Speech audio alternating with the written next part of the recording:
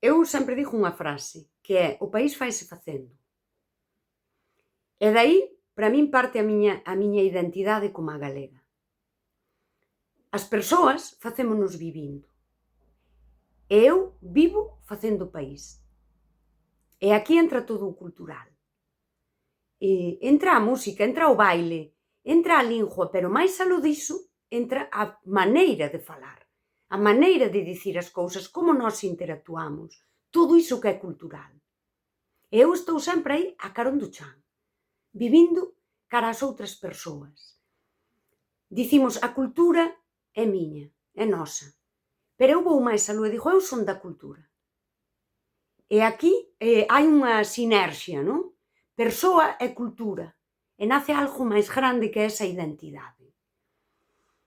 E agora alguén contoume un conto que xa case é lenda, non? Na zona, e eu tamén o conto.